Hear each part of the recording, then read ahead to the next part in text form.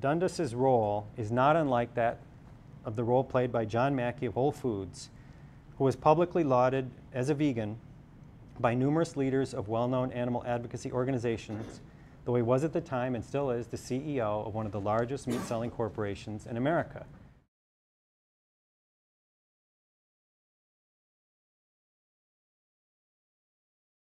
So, one of the largest meat-selling corporations in America, vegan, brought into the same little container in the human mind. Okay? This is a very powerful act, has huge consequences.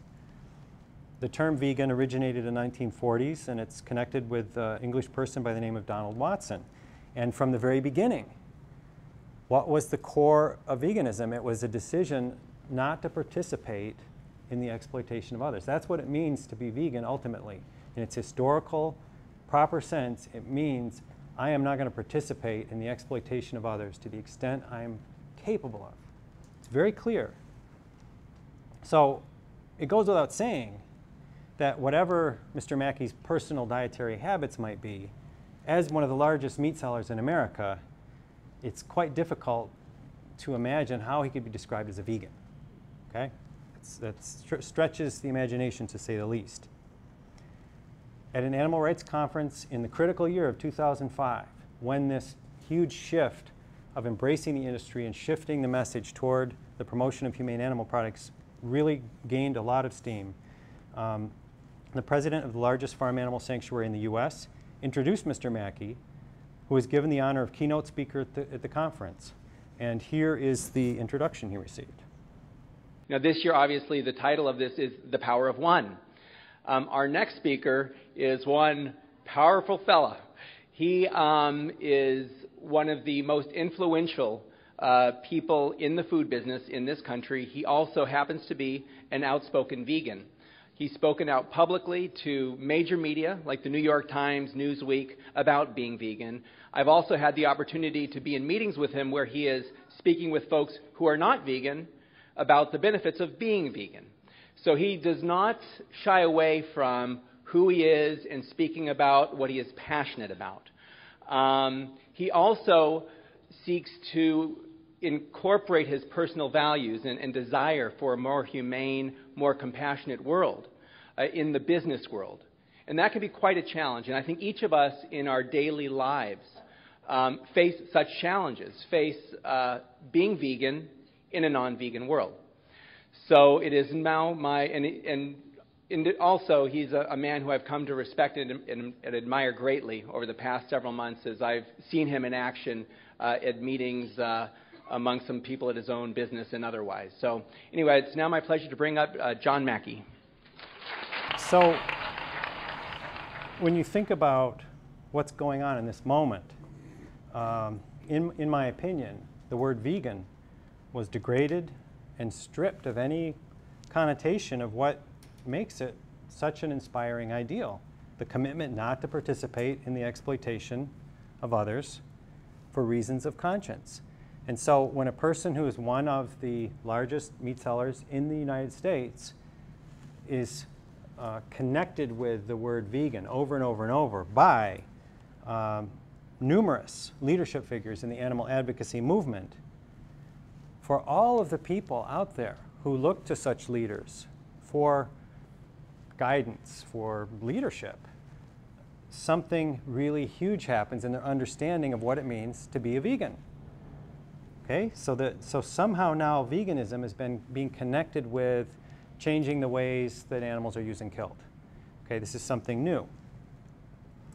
And so Mr. Mackey is a very sophisticated businessman, and I think, like Henry Dundas, he had a very clear idea of what he was doing and why. So when he began to speak at this conference, you know, very similarly to the way that Mr. Dundas rose up and began to decry slavery and the need for abolition and engaging the people who cared about the issue, well, let's listen to Mr. Mackey. Gene said something very important today when he got up to speak at lunch, and we saw those moving films about what Humane Society of U.S. was doing and all the different things that we were doing to help the animal victims in Katrina. But the thing that got me was when he said, yeah, over 6 million farm animals died. You know, for every cat and dog we saved, there were 6 million farm animals that died. That's a lot of senseless death.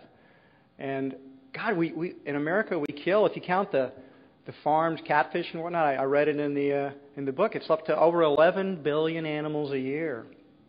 I mean, it's incredible, the slaughter that's going on. And hearing this, we can picture ourselves being at a conference, seeing someone who's a very charismatic, so-called captain of industry, Fortune 500 leader, talking this way. There's a sense, oh my God, he gets it. He gets it. He understands the scope of this. And there's this sense of rejection of it. But wait till you see where we go.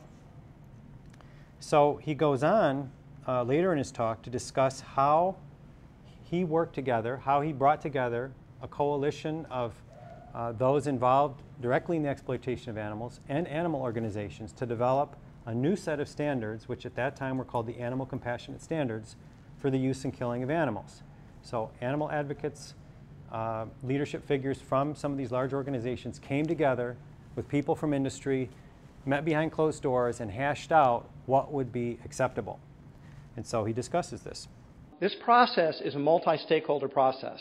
And the way it works is we brought in all these activist groups that you see down here, AWI, Viva USA, PETA, HSUS, ARI, and Farm Sanctuary have all participated. And if there's some other group here that's participated that I just left out, sorry, talk to me afterwards. You're not invited to the meetings anymore. No, I think that's everyone that's participating. We also have the producers come in. And there's a species at a time, and it's and then we have a Whole Foods people that are there. We have animal experts, and they're all animal experts who care deeply about animals, and PETA and Viva make sure that there are vegan type veterinarians that are there, that so that there's our animal expert scientists, so that will be a wide representation of science experts there.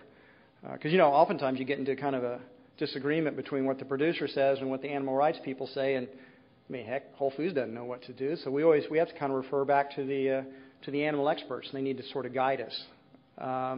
We also have our auditor there. So we're all together in this room, and we basically kind of point by point, we sort of go through it, and we're getting better at it. Boy, it took a long time to do ducks. But we're getting a lot faster with it now because we've got enough species that we're beginning to learn what works and what doesn't work. So remember, the framework of this presentation is John Mackey, vegan role model, gathering together with the standard bearers of animal advocacy in the United States to develop and endorse these standards for using and killing animals. The meaning of veganism, the core of it, a commitment not to participate. He uses the word, they all participated. So in other words, veganism as a concept cracked. It's cracked, it's opened up, and now it's free for reinterpretation and commingling now with the act of exploiting others. And he talked about, you know, how this is a gold standard that we're creating, and, you know, what I want you to do is once we do this, I want you to go out and bash my competitors and, you know, tell Safeway that they can't, you know, that you're saying we can't do it. Well, look at Whole Foods is doing. You should do it. And, you know, the idea is enlisting the animal advocates in the work of promoting these standards and saying that's what your activism should be if you really care.